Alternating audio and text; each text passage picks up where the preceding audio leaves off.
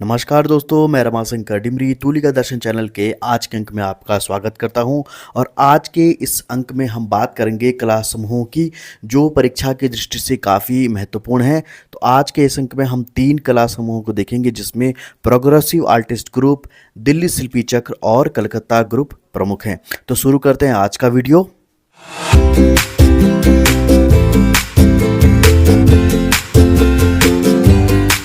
सबसे पहले बात करते हैं प्रगतिशील कलाकार समूह की, जिसको स्थापित किया गया था 1948 में, और इसे स्थापित किया गया था मुंबई में, तत्कालीन बम्बई शहर में। प्रगतिशील कलाकार समूह की अगर हम बात करें तो इसके जो मुख्य सदस्य हैं उनमें FN सूजा, कृष्ण हवालाजी आरा, सैयद हैदर रजा, MF हुसैन, हरि अंबादास गाडे, ये 5 प्रमुख व्यक्ति थे जिन्होंने प्रगतिशील कलाकार समूह की स्थापना की थी। अब अगर हम बात करें कि इस पैग ग्रुप को कैसे बनाया गया और क्या वे घटनाएं रही जिनके कारण जो ये कलाकार प्रोग्रेसिव आर्टिस्ट ग्रुप बनाने के लिए बाध्य हुए, तो देखिए, बम्बई के कलाकार कृष्ण हवालाजी आरा अपना एक विशाल कैनवास चित्र बम्बई आर्ट सोसाइटी में प्रदर्शन के लिए लेकर गए थे, जिसे बम्बई आर्ट सोसाइटी ने अस्वीकृत कर दिया। इससे आरा काफ़ी जो है नाराज हुए थे, उनको बड़ा धक्का लगा और वे इस घटना के बाद सूजा से मिलने उनके घर गए। वहाँ उन्हें रजा भी मिल गए।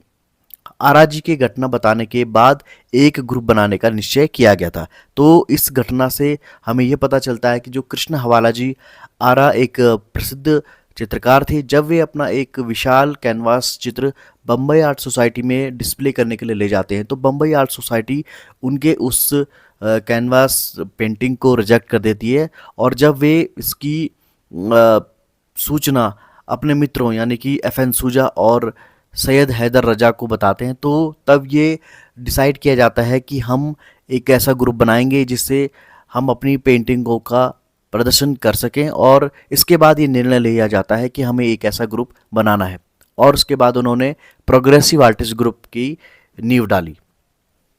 ग्रुप को सक्रिय बनाने के लिए 3 और कलाकारों को शामिल किया गया।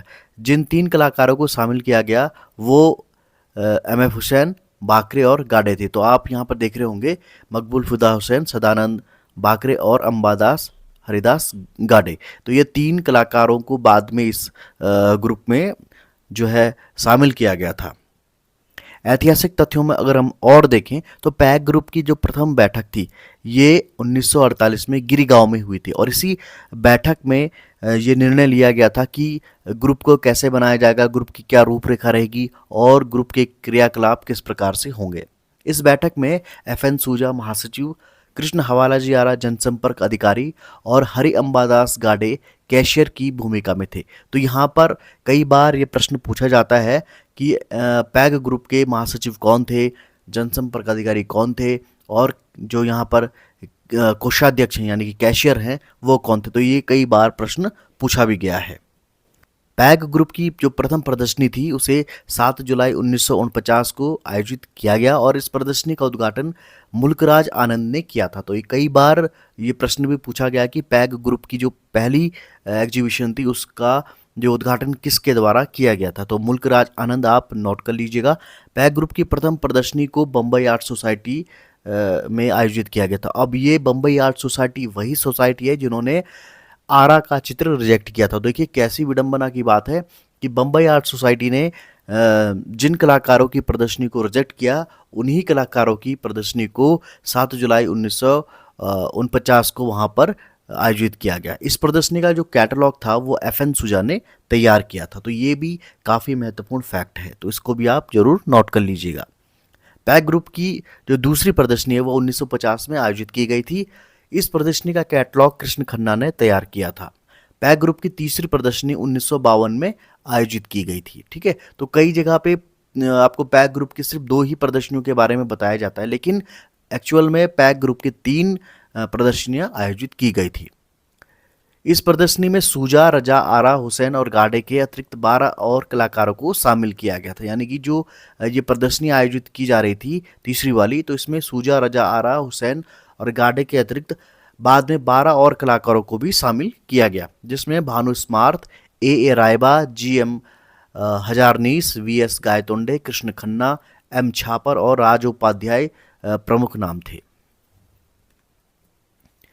पैक ग्रुप की सबसे बड़ी देन यह है कि उन्होंने कला को राष्ट्रीय परिधि से बाहर निकाला और पाश्चात्य कला की तकनीक और अभिव्यक्ति के समानांतर भारतीय कला को अंतर्राष्ट्रीयता से जोड़ दिया। देखिए, यहाँ पर काफ़ी अच्छा इसका इम्पैक्ट हुआ था पैक ग्रुप के जो चित्रों से और पैक ग्रुप की प्रदर्शनियों से। तो पैक ग्रुप ने सबसे जो अच्छा काम किया था वो किया था कि उन्होंने कला को राष्ट्रीय परिधि से बाहर निकाला, यानी कि जो कला सिर्फ अभी तक भारत के अंदर ही सिमट के रह रही थी, उसे उन्होंने पाश्चात्य कला की तकनीक और अभिव्यक्ति के समानांतर भारतीय कला को अंतर्राष्ट्रीयता से जोड़ दिया। यानी कि उन्होंने अपनी कला में पाश्चात्य कला को भी शामिल किया, उनकी टेक्निक्स को भी शामिल किया और इस तरीके से इंटरनेशनल स्टैंडर्ड का उन्होंने जो है चित्रकला के लिए एक आयाम स्थापित किए।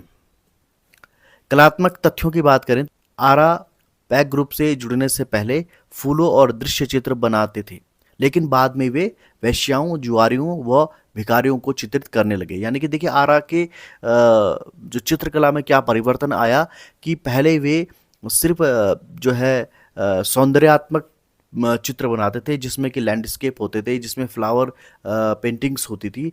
लेकिन उसके बाद जब ये पैक ग्रुप में जुड़ चुके थे, उसके बाद इन्होंने जो यथार्थ में जो चीज़ें दिखाई देती थी, जैसे कि वेश्याओं के चित्र, जुआरियों के और भिखारियों के, तो ये भी इन्होंने अपने चित्रों में इसको शामिल किया। सूजा के बारे में भी यही कहा जाता है कि वे भी अपने चित्रों में अश्लीलता का प्रयोग करने लगे थे। एक प्रदर्शनी के बाद तो उनके स्टूडियो पर छापा भी मारा गया था।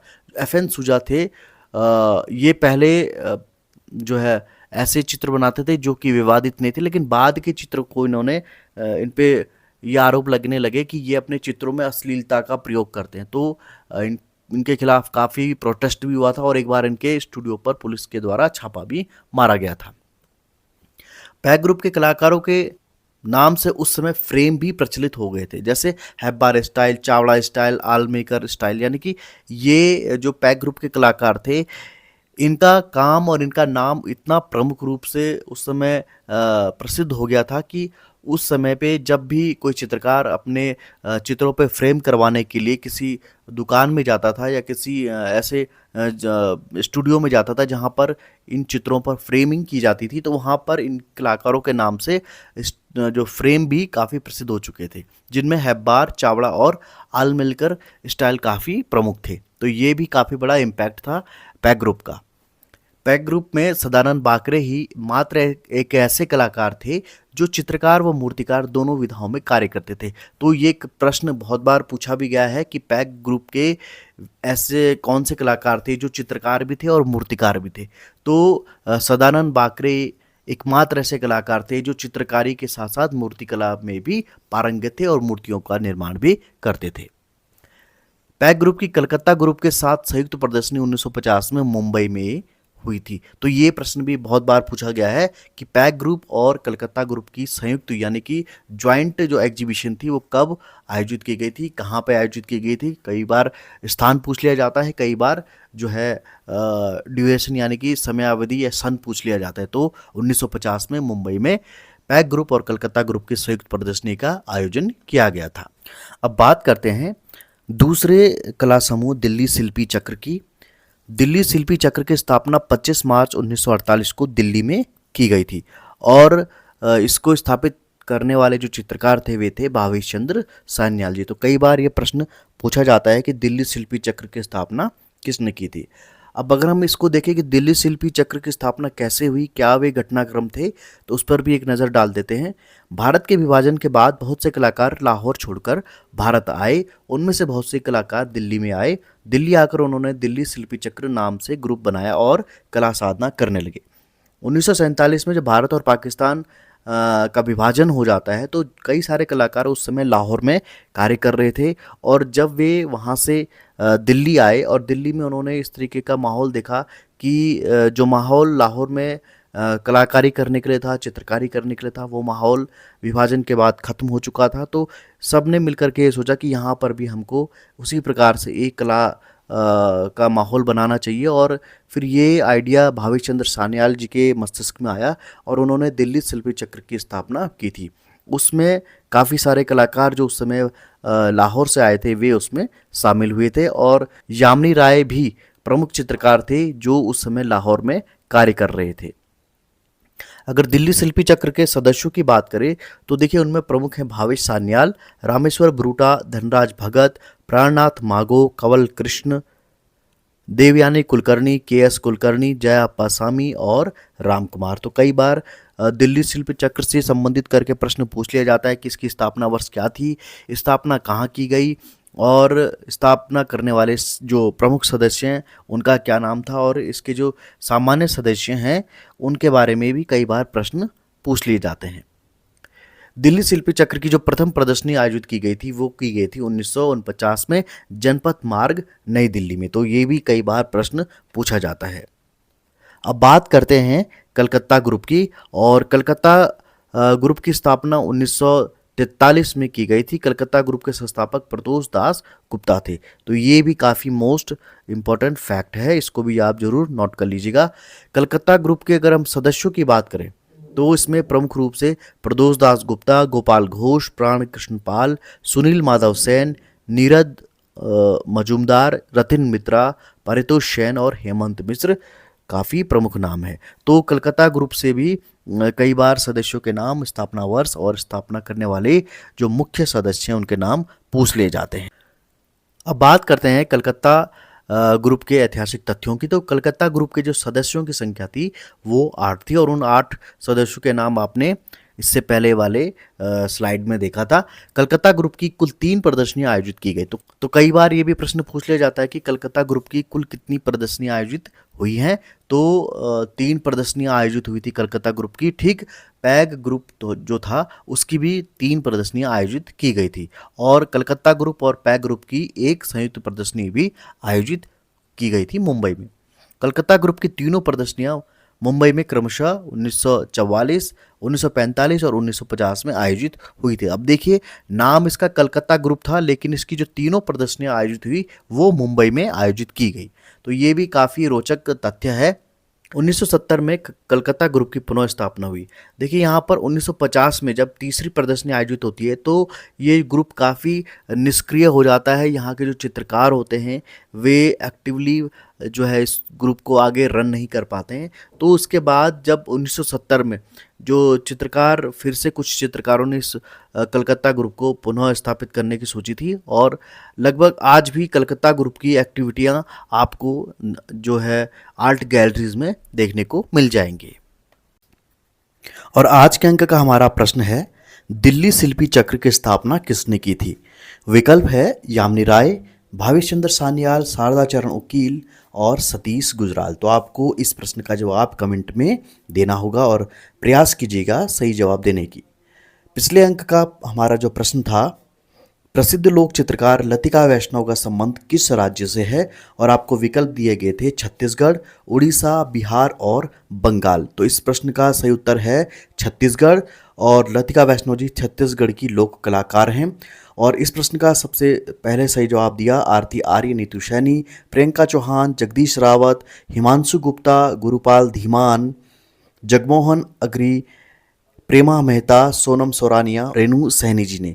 आप सबको हार्दिक शुभकामनाएं, आपने बिल्कुल सही जवाब दिया। तो ये था तुलिका दर्शन चैनल का आज का अंक, जिसमें हमने कला ग्रुपों के बारे में बात की, कला समूहों के बारे में बात की, जिसमें हमने प्रोग्रेसिव आर्टिस्ट ग्रुप, दिल्ली शिल्पी चक्र और कलकत्ता ग्रुप को देखा। तो आपको आज का अंक कैसा लगा हमें कमेंट करके ज़रूर बताइएगा। और अगर आपने हमारा चैनल सब्सक्राइब नहीं किया है तो प्लीज़ इसे सब्सक्राइब करना न भूलिएगा। साथ ही बेल आइकन को हमेशा ऑन रखिएगा ताकि आने वाली वीडियो की नोटिफिकेशन आपको सबसे पहले प्राप्त हो जाए, जिससे कि आप इस वीडियो का लाभ ले सकें। तो आज के अंक में इतना ही, मिलते हैं अगले अंक में किसी नए टॉपिक के साथ में। तब तक के लिए दीजिए मुझे इजाज़त। नमस्कार।